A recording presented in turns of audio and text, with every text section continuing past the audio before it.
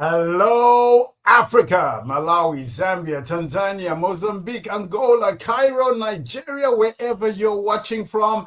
Welcome to this live stream where we'll be talking to parents around Africa and also speaking to students and those of you who work in career services, trying to see what the results that came out of the Africa Jobs on the Rise survey, what they mean to the future of young people in Africa. So if you are joining us, welcome, and please tell me where you're watching from. And for today's show, we're not even going to waste time in terms of what it is about, but let me help you understand the perspective in which I'll be speaking from. Today, I want to address the concerns of a parent that's out there saying, I paid for my child to go into university, to go into college, and yet they can't find a job. I want to address the concerns of that young person that says, I've done all the right things.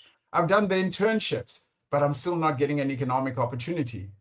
I want to address the concerns of those in higher education because sometimes people are pointing the finger at you and are saying, as higher education, are you teaching the right things? Are you enabling our students correctly? I want to raise the concerns of the employer who says, I can't find talent. So is it maybe the systems are broken or the way we interview or the way we meet people is wrong? Well, I want to wear all of those hats today and help you get into rooms that you normally do not get into and get access to people that you normally don't get access to. With that, I'm going to have an amazing panel of subject matter experts that will be joining me today to demystify this challenge that we have. As I said, the challenge is, what should I tell my child if I am a parent? What should I study, build, or do if I'm a student? And if I'm an educator, what do we need to change? As employers, if you are joining, I want you to be sitting back through today, asking yourself, saying, are our hiring systems part of the problem? And last but not least, if you are a graduate or you're a job seeker, today we're going to be answering, how do you break down that door and actually get into the room? And these are the subject matter experts that I'll be bringing through today to help me talk about this. With that, I will bring them up on stage. And folks, please, as I bring them up on stage, let's do like we always do on these live streams. Let's react. Of course, you got reaction buttons. If you are watching on LinkedIn, if you are watching off YouTube, you can like, etc., just to help welcome in my guests. Let me give you some quick perspective of who I've intentionally brought into the room and what value they'll be bringing to the table. Shiko, welcome to the show, and thank you for joining us because I know you're not here to simply talk about AI. You're an employer, you're a technology leader, you are a venture capitalist, and of course an investor working in technology and seeing how all these new tools, particularly from an African perspective, are going to impact the future of work and seeing where they're going to be actually useful in Africa. Then I'll move over to Grace. Welcome, Grace, joining us all the way from Accra in Ghana. Like I said, we did this across Africa, and she's going to be sitting in a critical position, helping us talk about how students transition successfully from the classroom into a career. But more than that, how to prepare for it as a parent as well and as a student themselves. Lesejo, you sit at the gate where most of our students are trying to get through. You know what it takes for them to land interviews, to demonstrate their experience. So you're going to be helping people understand how young people get through the door and ultimately get hired. And of course, Google will be helping us talk about how young people who we say are not ready are being taken out by hiring systems, or perhaps how they can engage better with organizations as they build out their careers. So I didn't want to do 4 separate interviews. I brought everybody together so that we can have this discussion. And folks, like we said, if you've got questions or comments for these people, get into the threads and start asking questions. We've got Nyasha moderating that, and we'll be, of course, bringing up your questions as you bring them on screen. How do we do it? Well, if you bring up a question, we feature you on screen so that everybody can see what that question is and everybody can respond. Good morning to me, and it's good morning from Sue Bolt out in Zimbabwe. Folks, I told you it is a global event, and we will be covering global conversations. But I don't want to take up much more time. Let's get straight into the questions. And my first question is for you, Google. Because here's the scenario that I have. I want to be an African parent. And as an African parent, I'm paying for the school fees. And yet, despite my knowledge of medicine, accounting, law, etc., which are careers that I believe are safe, my child says that they want to become a content creator, they want to become a designer or a tech entrepreneur, or they want to become an entrepreneur. So, my question for you is, if I'm paying the school fees, how much say do I have as a parent? Good morning, everybody. Thanks for that question, Stewart. I think the reality is that our parents always think back to their time where careers were very stable. But I think gone are the days where, you're assured of a job. So I think as much as the parents are paying, it's important for them to have collaboration and conversations with their kids. I think there's so many jobs nowadays that didn't exist during the time of our parents. So I think it's important to sit down, both listen to each other and explain where you're coming from, because I think the reality is parents do have good intentions for their kids. They want to see their kids succeed. But also at the same time, they're not living their kids' realities. So I think to both kids and parents, I'd encourage that there's conversations where a parent explains where they're coming from and a kid explain, and almost have a path to say, Dad, yes, I do want to be a content creator. But this is how I plan to do it. The parent could maybe say, okay, fine, be an accountant, but look at being a content creator in the accounting space, right? Because with TikTok, there are people who use their careers to educate people. So it's also Right. about finding a balance in terms of how you mirror those two together. Well, I remember I had a conversation with Lesejo about this on a different live stream, and she had a perfect answer for it. And she said, look, instead of you asking, what are you going to do for the rest of your life? Lesejo, what did you say they should be asking instead?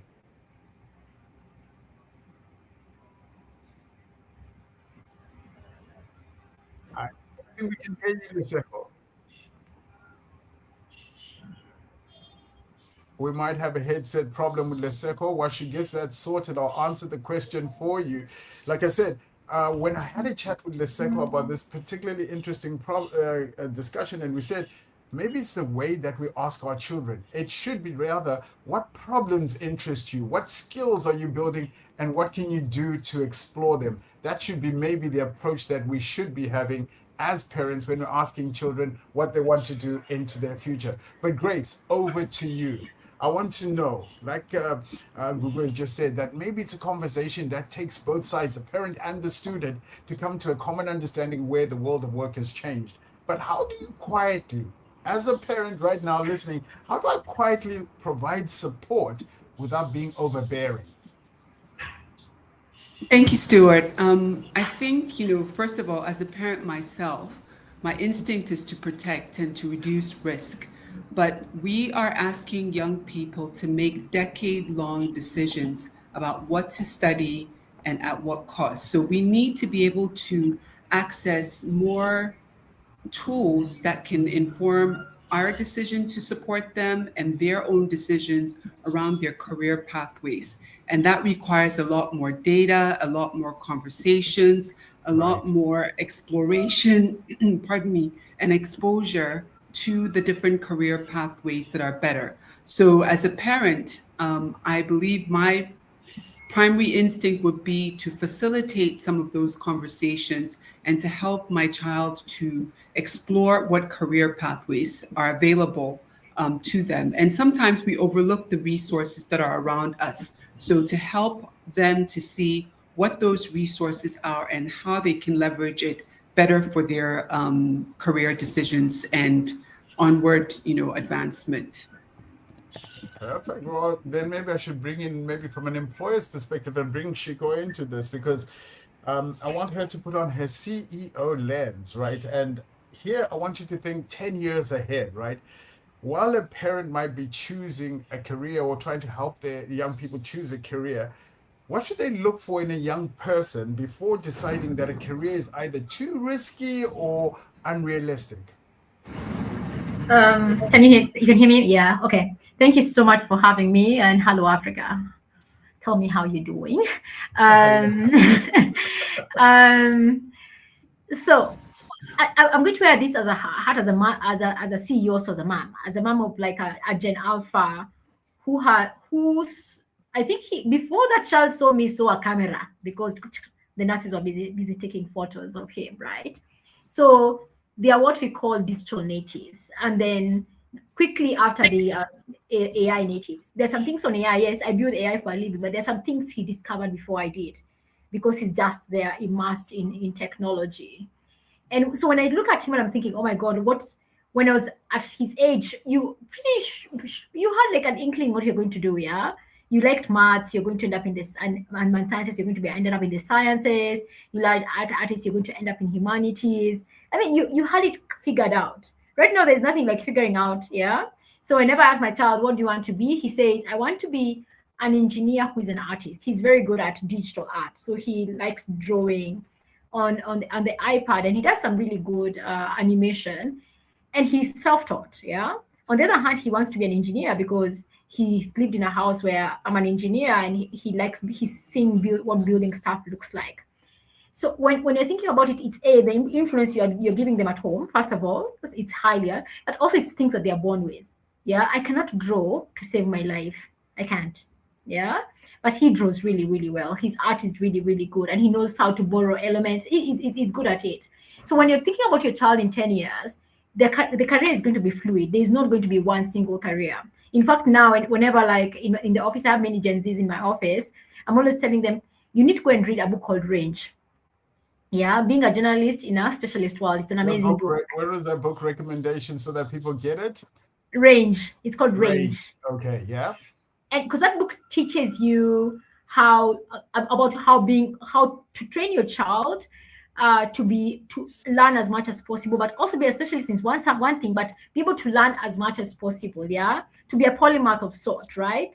And also being able, you're not pushing a child to go crazy learning every single subject, but giving them the ability to be able to learn as much as possible. Because in not even in 10 years, in 5 years, the ability to quickly learn and fudge into something different is what is going to matter. Yeah. So let's say when you come to color, you people are confused. What exactly do you guys do? Because we are a tech company, but we have medical doctors, we have people in art, we have teachers coming in. We have all these like mixed skill set, and then we have engineers, of course. And you say, you guys are doing this. He said we have to bring in medical doctors. We have 3 medical doctors in our team. Why? Because we need to understand health, yeah.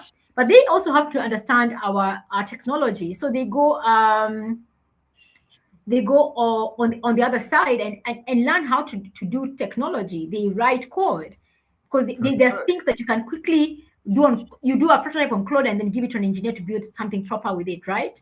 So that is how we're doing it. So as you're bringing up your child, allow them to learn as much as possible, and then they will lean towards something. Let them lean towards that, but encourage them to learn other things.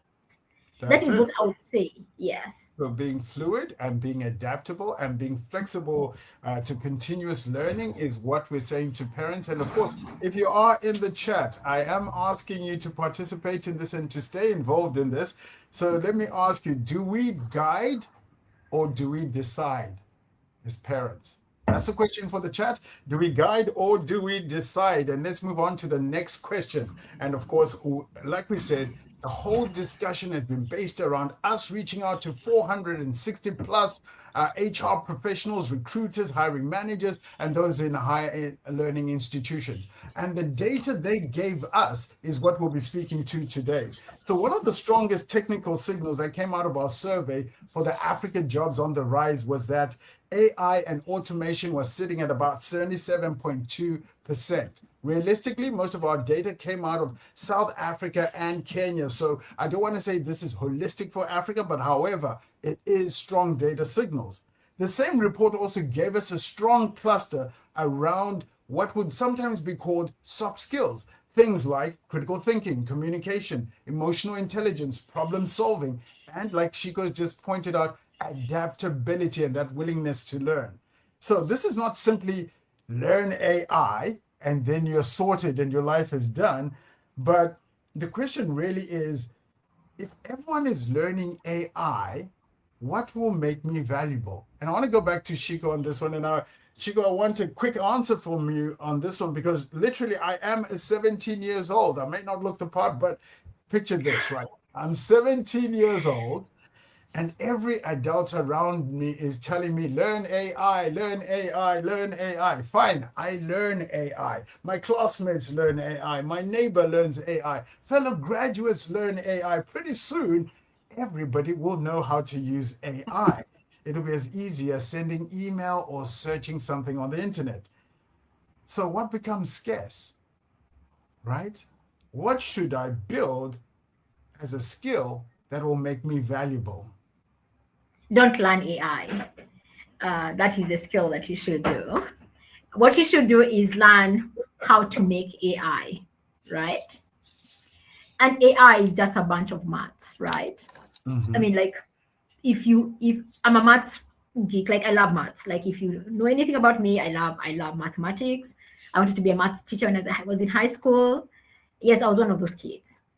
So AI is just a bunch of maths and predictive statistics. Like, you know, the way statistics, you are told to probability of X and Y. So the probability, if I say Stewart, the next name will become your second name, is very, very high. Yeah. So if I say Stewart Samkange was at LinkedIn, like that is how AI works. It's the probability of how many Stewarts are there in the world that has Samkange that worked in LinkedIn. So you're just combining a bunch of words together to make sense. That is what AI is. Yeah. So you're saying they should learn how maths. to learn math, learn how maths. to build using AI. Yes. So learn maths, because what maths does, it teaches you critical thinking. It teaches you exactly what I've walked you through. Yeah. Learn physics. Just learn the basic. They call the first principles of science, and it will help you. Even because AI is rapidly changing. What we see as AI right now is going to change dramatically in the next 18 months. It's going to be very, very different. Yeah. So last 18 months, we were all about Gen AI. Now we're talking about agentic AI. We don't know what the next 18 months it's going to be something totally different. It's going to be what you, if you are sitting and listening on the ground about AI, what the biggest thing right now we are focusing on is physical AI, right? And it's going to be changing like that. But if you don't understand that movement and being able to adapt your mind to that, and being able to understand, right now I'm doing prompting, yeah, and then the next thing I'll be doing something totally different to interact with this AI, then you'll be stuck with that one skill. I always tell people, it's like when we're doing programming, everybody will say, I want to be a C# programmer, or I want to be a, what is it called? The snake one is called, what I've forgotten, the Python programmer. Right. But what you need to do is understand how to write good software, regardless of the program. So what you need as a young person is understand what good AI is and how to build it. And it starts with knowing good maths and understanding maths, physics, and basics of computer science, like software engineering. Yes, Claude is going to come and take over writing code, but it will never solve some of these things. Yes. All right. Well, Gugu, I want to take it over to you. What Shiko has described, does that genuinely show up when you're looking to hire people? Or are we still screening too heavily around qualifications?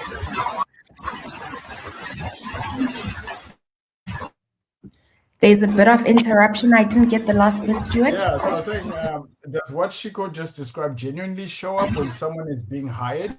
Or are we still heavily screening around qualifications and keywords? Okay, so I am going to answer it in two parts. So I work for Clicks, which is the largest health, beauty, and wellness retailer. So a lot of our graduates come in as pharmacist interns. So in terms of that, you just have to have the qualification. It's standard. But I imagine that in the other spaces, possibly where Lisejo would work, you'd look at other things to say, okay, this person studied English. I can bring them in marketing because they can work as a copywriter because that's a skill that's needed. Yes. So I think to answer your question, it's heavily dependent on the type of recruiter that you're dealing with.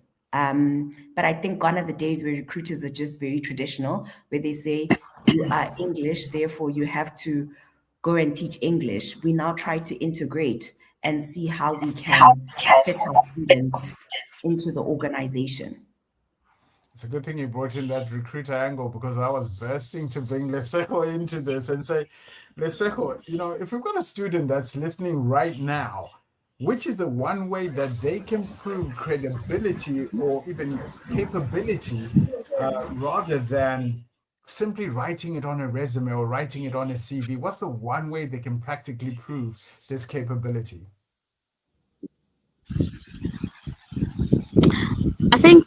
I hope you can hear me. Can hear you perfectly. Can you hear me? No, Yep. you can't hear me. Okay, cool. Sorry about that. I think just building credibility for, I guess, a person in university is, during your university project, your groups, in the structures that you're in, how do you then translate that knowledge onto your CV, Yes. right?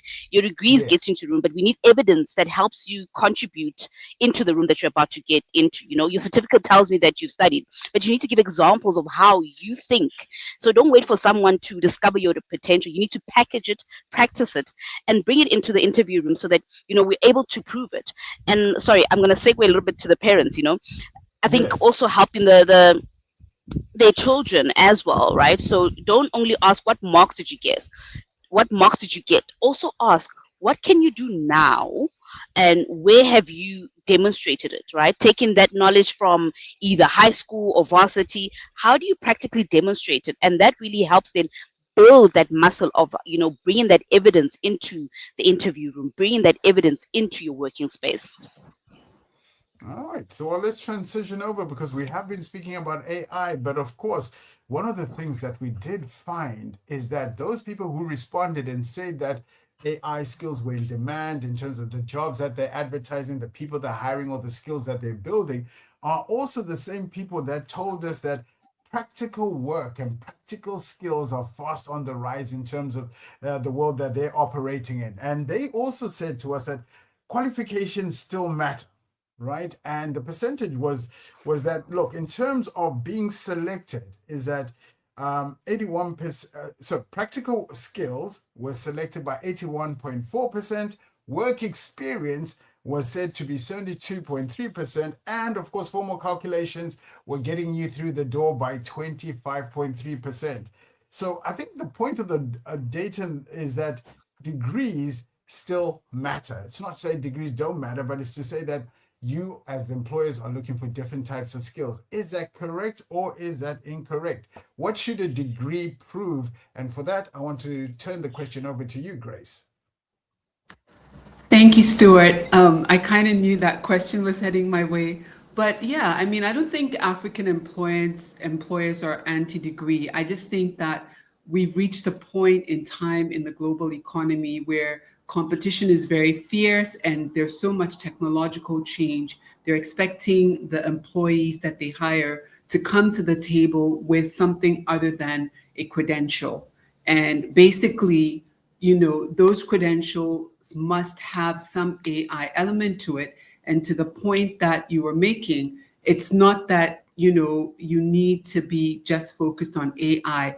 Some employers that I've spoken to in my previous roles have talked about needing their employees to have more of an interdisciplinary kind of, skill set where even though you might be a nurse, you're studying nursing, you need to be able to read the new digital, records and be able to engage with all the different technological tools that you might encounter in that field. So I think that, the earlier that you start preparing to that kind of exposure, and especially in the career services space, helping students to identify, internships, to identify whether they're paid or non-paid, to identify opportunities to do project-based learning.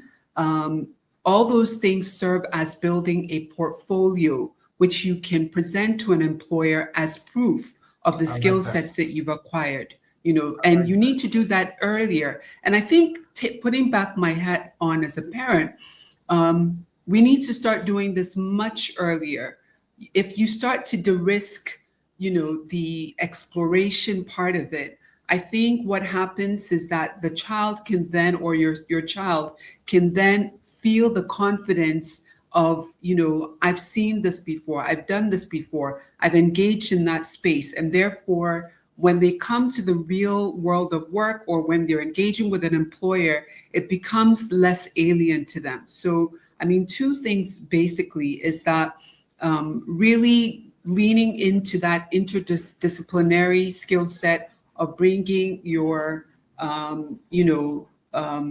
traditional academic knowledge, conventional, along with your AI, whether it's prompting or just collaboration, and then also building a portfolio that showcases your ability to deliver, your ability to, listen to what a client wants or employer wants, what a supervisor wants, and to be able to present and defend your work. That is what an employer is looking for, I believe. And there's several employers on the panel, so they can bear me out on that. But that's how I believe we should be supporting young people to prepare for the future that they will face.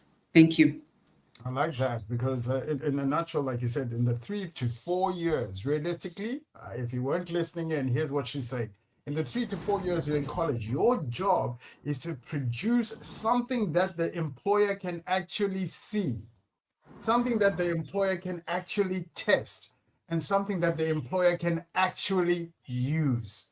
Right? That's what they're looking for. And I don't know if Leseko has got a comment here, because she is the one who is talking to young people as they enter into the world of work. Maybe Leseko, on future proofing, what would you say?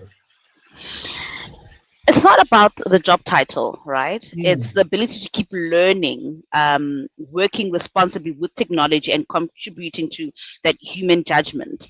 And like my colleague just said, as parents, we need to also help them. It's in everyday conversations. It's how we also expose them, right?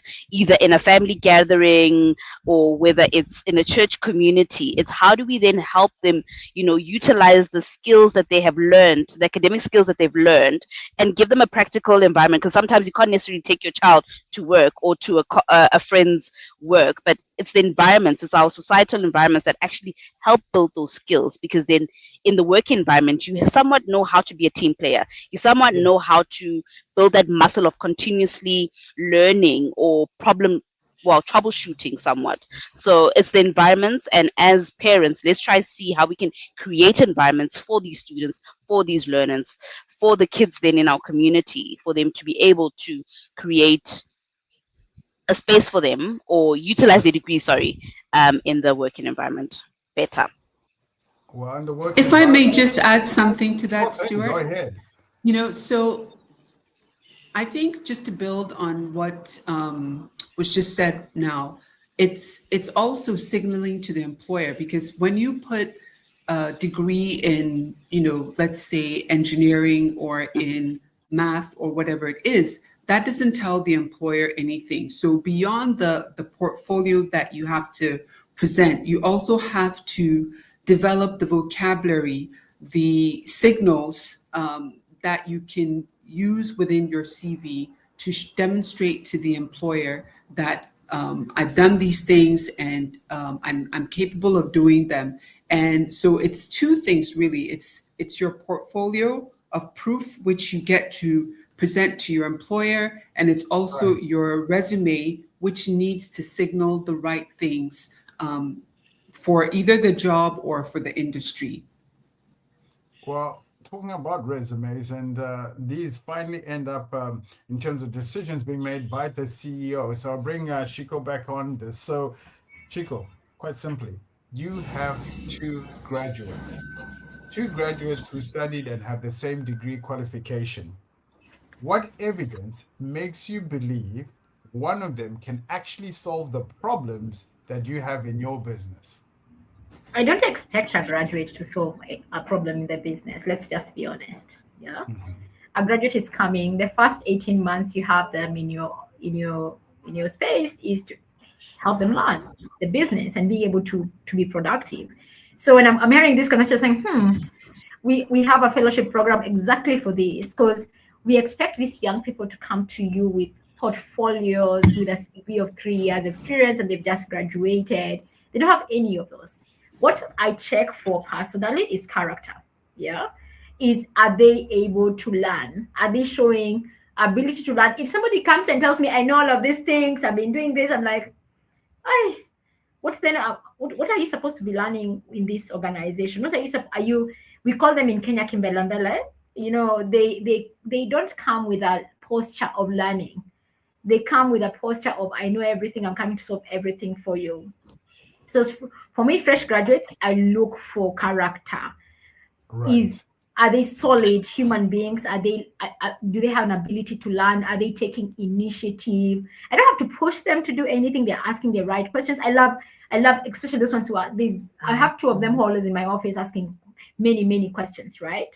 That is what I'm always looking for. When they are a bit senior, yes. When they're a bit senior, that's when you start asking for, like, demonstrate for me you can do this. And we don't look at that on CVs. You give real life examples. You throw them into the deeps and say, can you solve for this in real life? It's not about matter of, because you're in Africa, we are very good at memorizing and then regurgitating it, right? Is throw them in a place where it's not easy to regurgitate what you have memorized, yeah? So you put them in a place where it just makes them a bit uncomfortable. But for fresh graduates, and as an employer, honestly, it's unfair to ask them for all this experience and portfolios. They just want to learn, check on their character. If integrity is not there, if initiative is not there, if willingness to learn is not there, then they're not a good fit. But give them an opportunity. That's what we do here. Yeah. Give people an opportunity to learn. I like that. But realistically, though, we are in a real world where they are going to come up upon people like Lesego, who's our recruiter. And Lesego, I have a student that's listening right now. I have a parent, I have a guardian, I have a career services professional right now who needs to give sage advice to someone who's struggling. So my question to you is that when those graduates, when they all come in, and we have them and they reach recruitment, what is the earliest sign that says, this one has more than the qualification? What is that?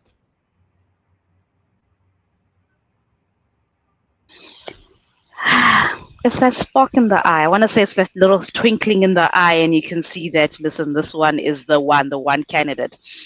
But it's amalgamation of a few things. It's how they present themselves. It's how they also, for us as a recruiter, we look for potential. We hire really for potential, especially in graduate programs, because then from that potential, we're able then to partner with you to then grow into, I guess, the professional that you want to be, or the professional that you think you want to be.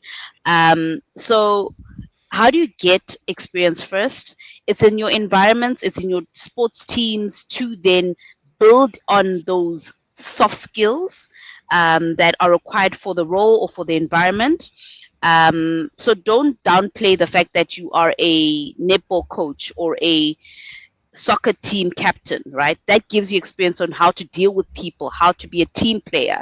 And in interviews, that's what I also look for. What else are you doing besides your academics? Yes, your academic calendar is packed, but how else are you then working on your character? You know, are you involved in church? Are you involved in any sporting? That way it shows me that in your environment, your people actually then push you to either be a leader, or then you're stepping back, because from there I'm able to probe to find out, okay, if you're playing sports, what role do you play? If in a family environment there's a party that needs to be organized, what role do you play? So from there I'm able to pick up then those attributes that could be utilized in the working environment, and then we can then partner together to fine tune it. Lesego, can I just add something? I think a lot of times graduates underestimate the experience that they have, right? So even if you're doing vacation work, right, it shows that you're able to work with other people. So please never, ever underestimate whatever experience you get, you know, be it from societies at university, church, or even family burial societies where you're the treasurer, right? That tells us something about your experience. So please, guys, don't think that it's insignificant. And that's what I was talking about, character. Because if somebody has taken initiative, has started a chat group, has started something else, they show they can actually take initiative. What you don't want is somebody who has, I graduated with past class honors. Then what? Yeah. What activities do I, even when you're applying for graduate school, that's what they ask. They ask you, what other things have you done with your life? And that does not necessarily lend that. Like all my skills that before, when I was a new graduate, did not lend that towards computer science. I said like women's club, children's club, teaching clubs, all of these things. Yeah. So in that, I was showing initiative, I was showing leadership, I was showing these things. So when it came to employment, my employer was like, I can see I have something to work with. Then we just fine tune your technical skills, which is highly theoretical. Yeah. Well, let me ask you this, since we're all nodding our heads and agreeing on this, how does someone who's listening right now, how do they get the first bite in the world of work if nobody's giving them a chance? And here, please, no motivational answers, please. Give me something realistic that someone who's listening is going to do on Monday to get access to economic opportunity, whether it's an internship, whether it's a job, a contracting job or a full-time job. What can they realistically do on Monday? And I'm going to go around the circle here. I'll start with you, Grace. Put you on the spot. 30 seconds. Let's go. I think you decided to mute your camera or your microphone to get away and buy some more time. All right, here we go. All right, no problem. I think there are two tools that I would immediately recommend. One is called Forage, and it's completely free.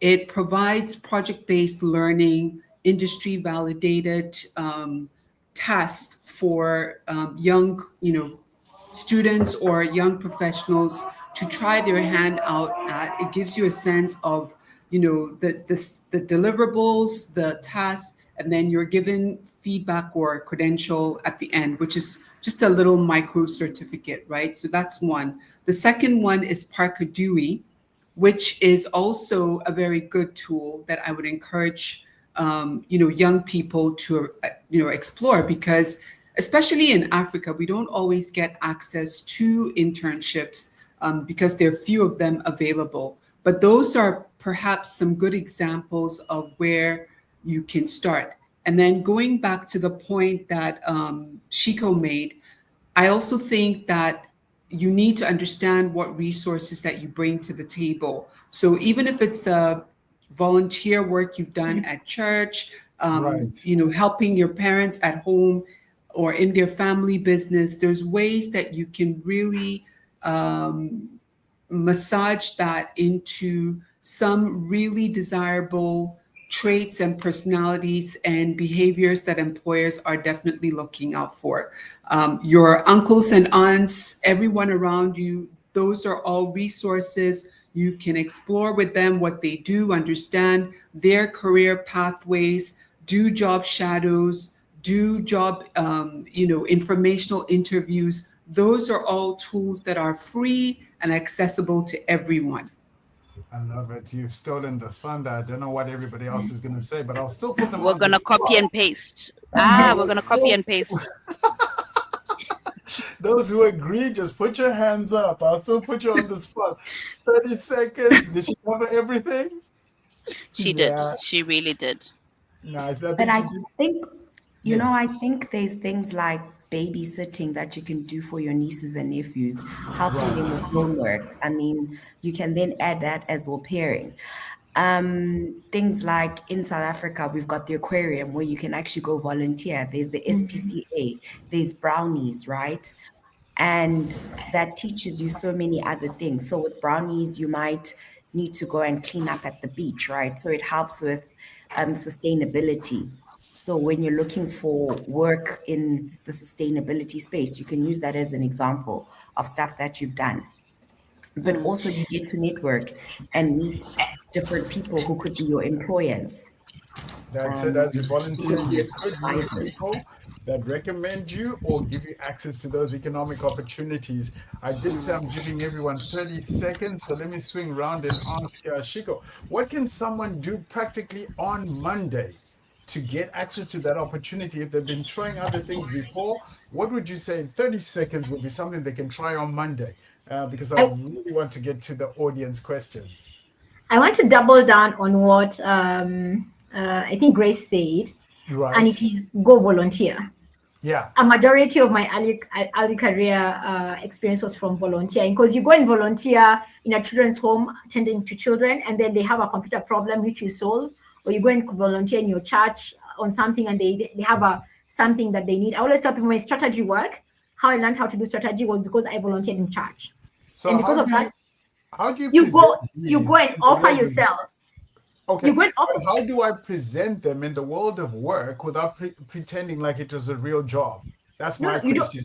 But you're not going to say volunteer. You're just going to say I volunteered in Next Life Children's Home as a coordinator, as a visitors coordinator, and in there you say I helped build a website, I helped build a visitors list, I helped do this, and I coordinated it. I led 300 people to come and see the children, or 300 groups. Nobody's asking is volunteer or not. You're not writing volunteer there. You're just writing I have this experience for 6 months or a year that I was doing seasonal. And nowadays LinkedIn actually allows you to say seasonal. So I was doing it over the weekend. I was doing it when I went on off work. So that allows you to gain that. And in that process, you start meeting different people. Yeah. I met my very first employer I met because I was volunteering for this other organization. And they were like, oh, I went and said, I like your organization. Can I come and volunteer? He said, no, come. We'll employ you actually because you showed initiative. Yeah. Well So done. you that is what you need. But Gen Zs, I always like, I have Gen Zs in my nieces and my nephews, and then I have my son who's an alpha. The discomfort of going to ask is really bad. But they put all these things on Instagram and TikTok. Why don't on TikTok say I'm looking for volunteer position for every weekend for the next 6 months? Does anybody know where I can volunteer? And go and apply yourself. That is, go on TikTok today, post a video, you'll get a volunteer opportunity. That is something you can do right now, or your Instagram or Snapchat, whatever the other tool is out there. Put yourself out there.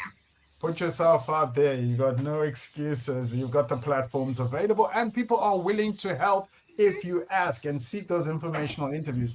But over to you, Leseko, before we go into the audience questions. What is something someone can do practically on Monday to get access to that economic opportunity, or for them to prove that they have experience in 30 seconds?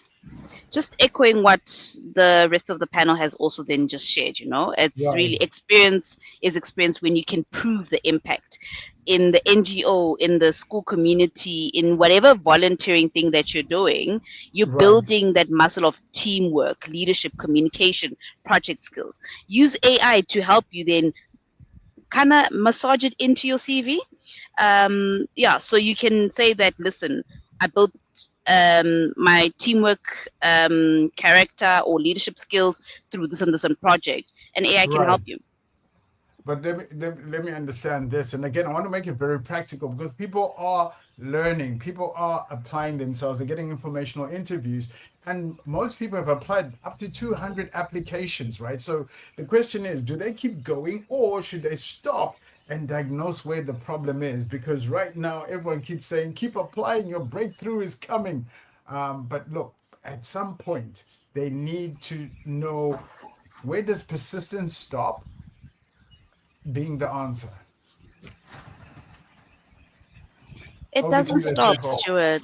It doesn't stop. Unfortunately, given the unemployment rate across the globe in our various countries, the fact that it's that high means that we need to keep pushing and trying, and then, somebody will give you an opportunity. Somebody will say yes to you to come through. But if you're volunteering, if you're exposing yourself, right, in these different platforms, in these different structures, somebody will listen, instead of volunteering, like one of my colleagues just previously said, then, they got an opportunity then to be hired instead of just starting off as a volunteer. So persistence, don't stop, unfortunately, given the unemployment rate, and then use the structures that are available to kind of then, build on your experience, so that when that opportunity that you've been praying and applying for comes through, you are ready. All right. I want to now give people a chance to ask you, amazing people, some questions. I still have a ton of questions for you. And some of those questions, again, like I said, we'll be leaning back to the results that we found on the Africa Jobs on the Rise survey. And one of the things that we found was that you, as employers, are saying that we can't find talent. And when you say you can't find talent, here's some of the barriers that you shared with us. 32% said that there are too many unqualified applicants, and 30% also went out and said that there was a shortage of particular skills in their space, and only 2.2% actually said that there's a shortage of talent. So this really makes me wonder, because at some point we're saying there's not enough talent, but maybe it's the way we're diagnosing the problem. Who's got an answer for us on why corporates still can go out and say we can't find talent, whilst the talent, your results are saying that, look, it's about skills. It's about too few people that have that qualified skill. And as I take that, I'll be welcoming Nyasha onto screen. Nyasha has been moderating and watching our chat. So if you are a parent and you've been watching, or you're a student, if you have a question, put it into the chat. And of course, I'm going to hand over to Nyasha now to start giving us some of those questions that have been coming through, as well as people answering the question that I posed. So Nyasha, welcome to the stream. Trial. We can't hear you yet, Nyasha. You might want to just check the sound. Trial. There we go. Can you hear us, Nyasha? Trial. We can't hear him yet. So here's what we're going to do while we're waiting for Nyasha to just come off camera, etc. Trial. Out. Let's see what comments we've been getting in the chat. Nyasha, can you hear us? Yes, I can. Can you hear me now? Oh, we can hear you. Fantastic. And welcome to the stream. Of course, you've been monitoring YouTube and LinkedIn and trying to find out what are the questions parents, students have for our panel. Let's go ahead. Yeah, so I think it's been interesting just to hear you guys just talk through this. And I think one of the things, as a parent myself, who's got a graduate or who's got a high school graduate going to university in the next 3 weeks, there's some really nice pointers that you guys have put out there. I've got a couple of questions and a couple of comments. Here's one from Akshay. If a graduate cannot explain what they can actually do or what they've accomplished, who owns the problem? Is it the student, the parent, the university, or employer? And I think one of the comments that came from Sue from Harare, she actually talked about taking parents out of the room when she's advising students. She's a student advisor. So I think this is a pretty nice connector question from that comment. Yeah, I think Lesejo, you'd like to could you take that one, and then maybe from a recruiter's perspective, also, you know, what are those communication skills that are required to actually put it across, you know, put the skills across. Over to you, Lesejo. So, sorry, my network dropped a bit, so I'm going to pick on Ash's question around whose responsibility is it, right? I think all four of us own a piece, but not equally. So the student owns the responsibility, the parent shapes the mindset, and universities develops the capability. However, the employer creates the opportunity to demonstrate it. The problem starts when everyone assumes everyone else is responsible, right? A graduate cannot explain what they can do. What they can do is not necessarily unemployable. They may just be unprepared or unable to articulate their value. The student must learn to tell their story, and parents need to encourage growth beyond what they see on the transcript. Universities need to create more opportunities for applied learning, and us as employers must be willing to recognize that potential and not just experience. Wow, you said a lot there, and it covers the question comprehensively in terms of the ownership for this problem that we're all trying to solve for. Nyasha, what else are we getting? And what other questions do we So have for? I think following on to that, in that university timeline or school timeline, what are those critical skills that that one should highlight, right? So we talked about adaptability. Thank you for that recommendation, Shiko, on the book range. But what are the like two or three top three skills that students should be harnessing right now as they're going through university or school? Who's that question directed to? Is that Chico or is I it am going to direct it to Google. Google? Over to you. All right, thanks for that question. I often say to students, you need to be agile. I think when COVID came about, that's when we realized how agile we had to be. So it's something that I always encourage students. I also say that students need to always use their problem-solving abilities. There's so many things that you're not always going to know, but that's an answer that you sort of can't give in an interview. You need to say, if I were in a situation like this, given what I know and understand, this is how I do it. So I often say, please utilize that. We spoke about the fact that so many people are not employed at the moment. While you're not employed, think about maybe teaching English as a foreign language. Think about going to a market. Think about babysitting, so that we see that you're not just waiting for the world to come and rescue you. I also think empathy goes a long way, right? In the world that we live in. So those are the things that I often say need to be highlighted and promoted. Mike And I think that's a key one. I think just connecting it with what Sue mentioned, that sometimes a degree can be rather prescribed. So it is important that students broaden their minds with all sorts of different subjects. So exploring alternatives when you're in that process of learning, not just I'm a STEM student and that's all I'm here to do. And I think, Grace, if I could ask, can I just add one last thing? yeah, I think back to the question that was asked about parents, universities, etc. I think not a lot is done in terms of preparing students, in terms of how to apply for jobs, how to show up for interviews. We take that for granted, right? There's some people that struggle to warm up to the interview process. They're so nervous that they're not even able to articulate themselves.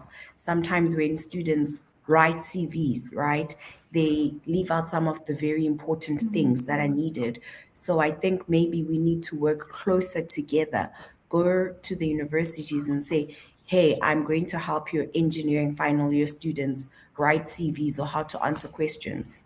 Because sometimes you're so scared and you're so nervous and you're so anxious that you forget about all those things.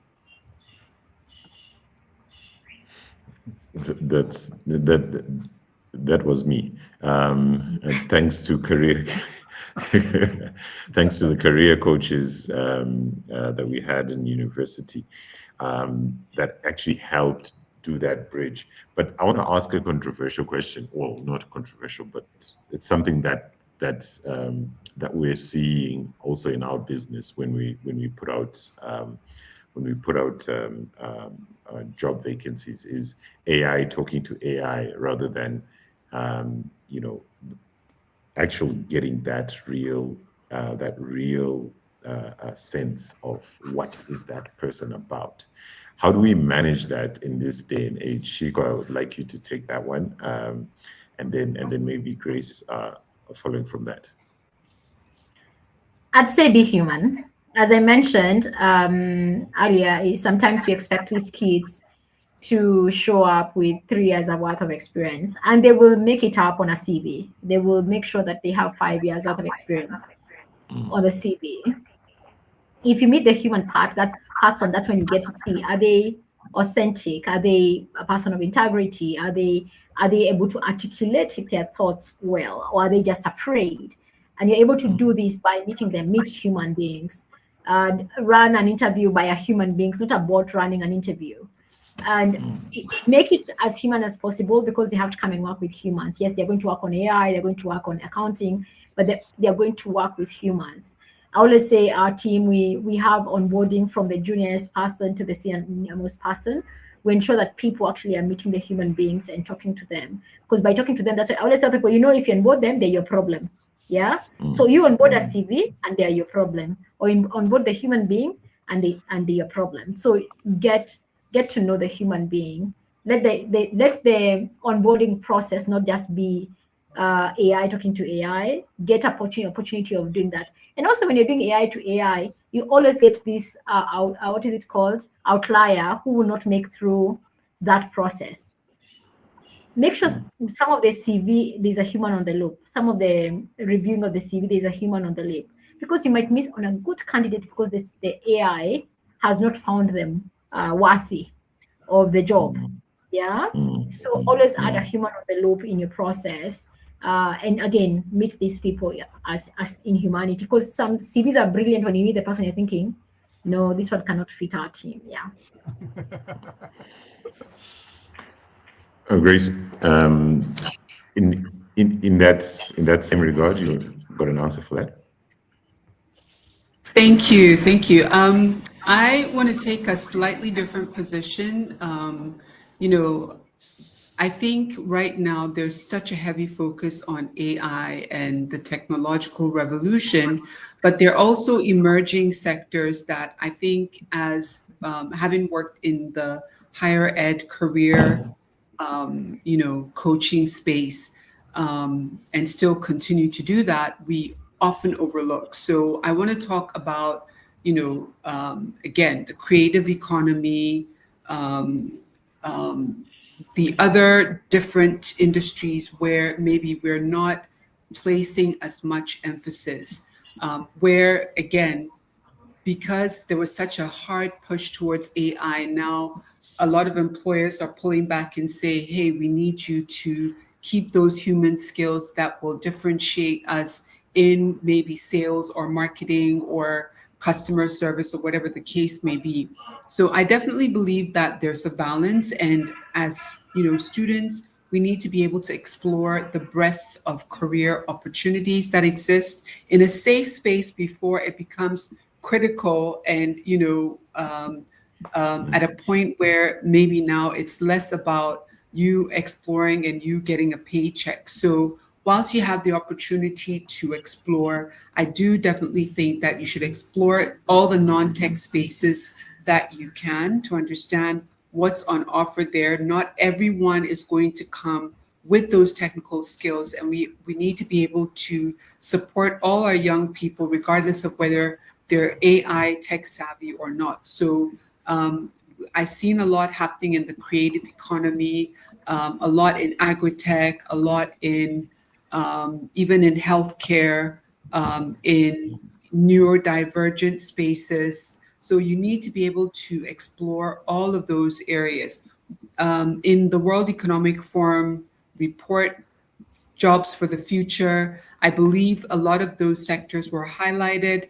The shortage of talent in those spaces is very real, and we need to be able to help our young people also navigate some of those spaces in case tech is just not for them. We need to give them all the opportunities that are available. So that's my position.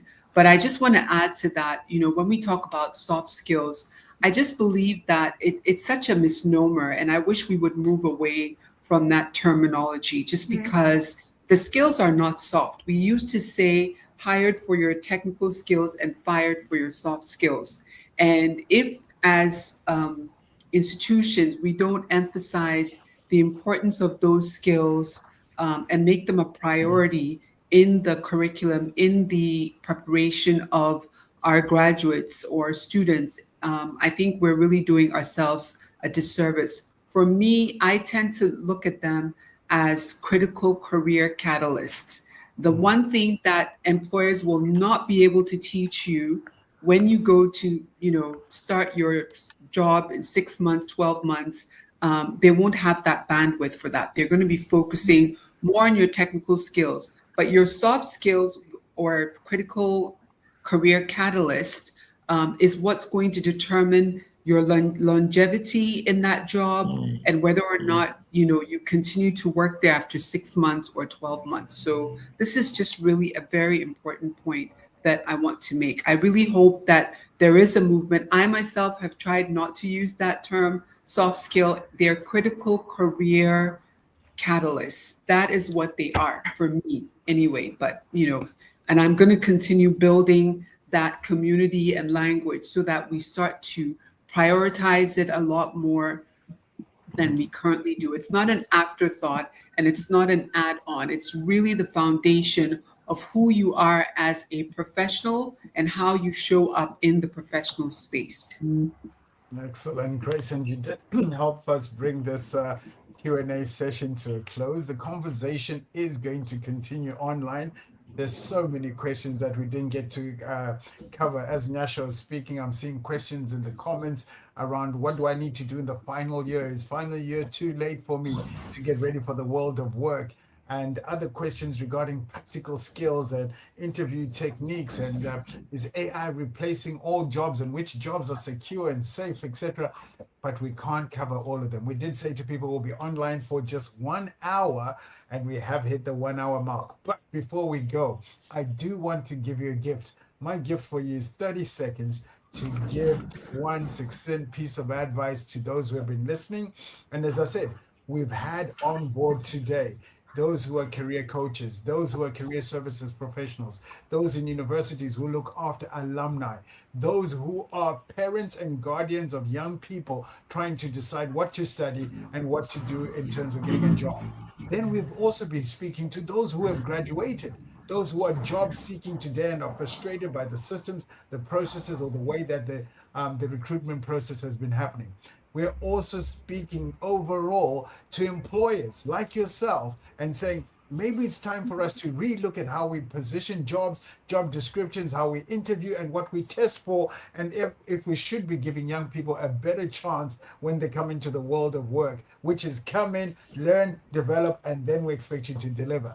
But that's my sentiment. I want your sentiments as we give one last practical parting shot, and of course, even have the opportunity to tell people how they can get a hold of you or what value you provide in your personal capacity or not. So I'll start at my top left-hand side, and I'll start off with, of course, you, Dr. Shiko. Thank you very much for joining us all the way from Kenya.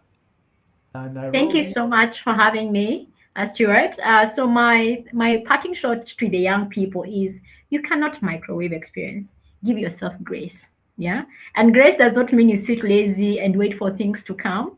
Is take initiative, do all these things, but give yourself grace. Yeah. You cannot microwave experience. Yeah. It's everybody speaking here has been doing this for ages. All of a sudden, it's like going to the gym, and after 3 days, you're looking at yourself in the mirror to see if muscles have come. No, they will not. They'll come after 3 months with a lot of creatine, right? So give yourself grace to just grow, and you not microwave the experience that you need. Yes, there's Mark Zuckerberg who became CEO at university. It's not all of us who do that. Just give yourself grace to learn. Number 2 is, how do you find me? I'm Dr. Shiko everywhere, so it's my name, Dr. Shiko. I'm everywhere, on Instagram, on TikTok, on everywhere, and on LinkedIn. You can find me because you're already on LinkedIn as Shiko Gitao. So everywhere I'm just Dr. Shiko.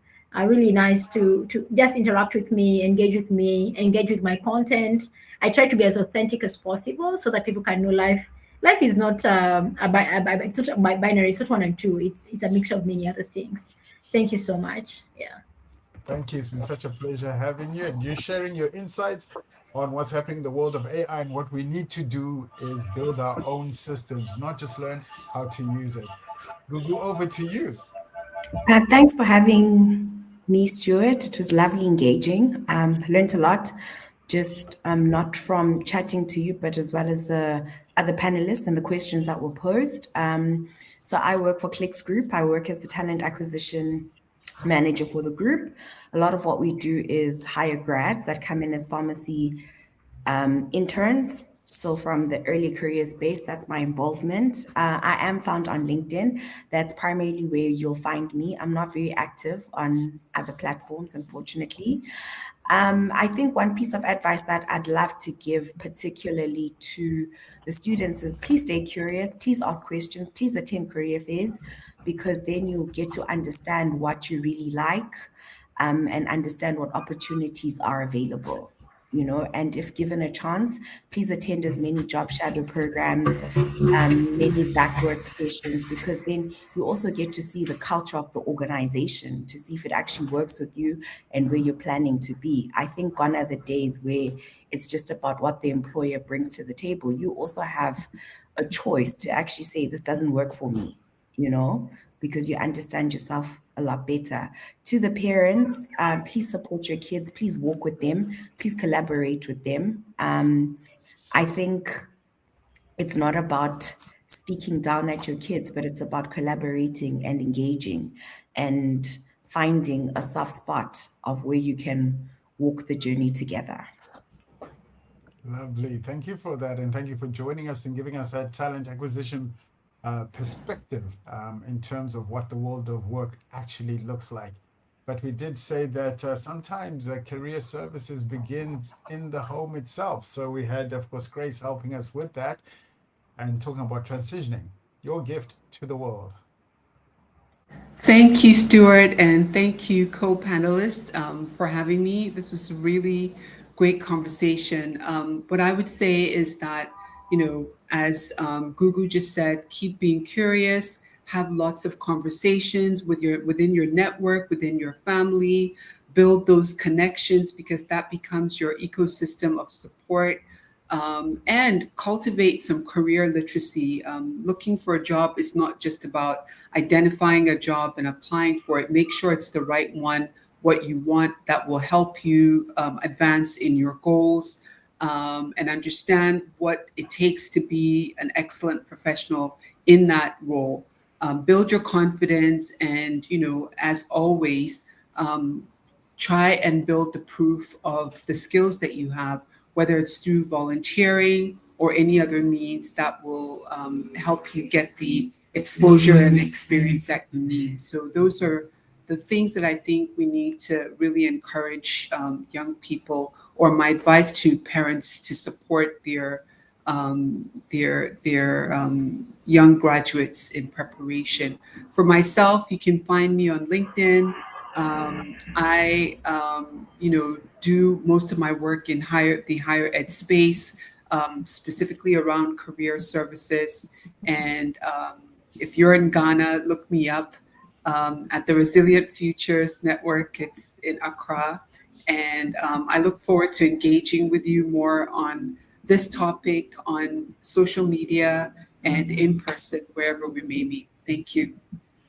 Thank you for joining us and for sharing your perspective, having worked across multiple universities across the whole continent of Africa. And I think I love the work that you're doing to help parents understand what the world of work actually looks like. And with that, we go over to Nyasha, who is going to give us his final take and, of course, call to action, which is download the report. Yeah, thanks, Stewart, and thanks again for the panelists and the audience. It was really great to participate in this. So this really was born out of the research that we did on the Africa Jobs on the Rise.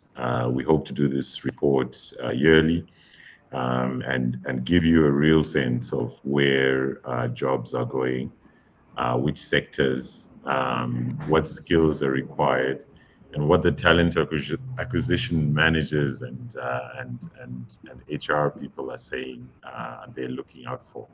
So this is really a great start for us in terms of understanding our continent better.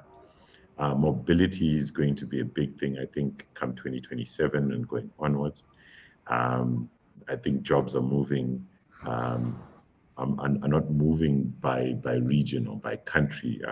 it's now about skill.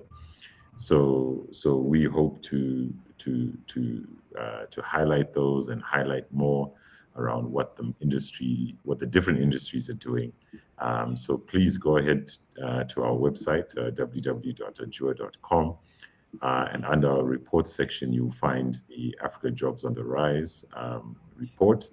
And thank you very much, Stewart, for allowing us to collaborate on this, because it's been real collaboration to build out this report, to build out the audience for it, and to get the responses back, and to have such rich content that is locally produced is really amazing. And yeah, we hope to keep conversations going on LinkedIn.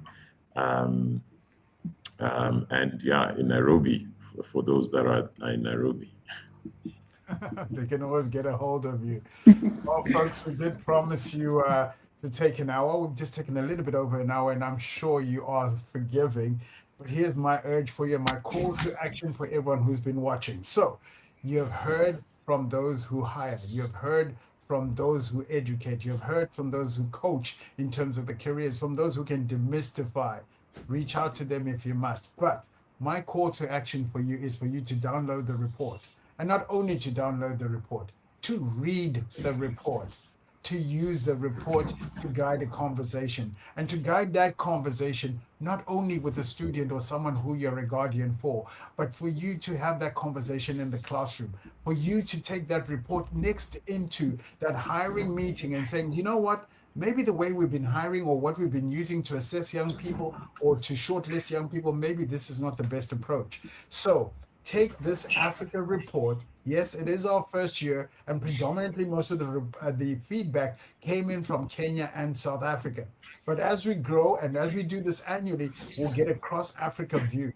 But take it for what it is right now. Recognize some of those practical skills that are needed. Recognize the shift from just educating our children around software development and AI and cybersecurity to seeing that the world of work, these recruiters are saying they want critical thinking, they're saying they want emotional intelligence, and then saying to yourself, how do I help this young person demonstrate this? How do I help them show this? How do I help them build something tangible that a recruiter or an employer can use?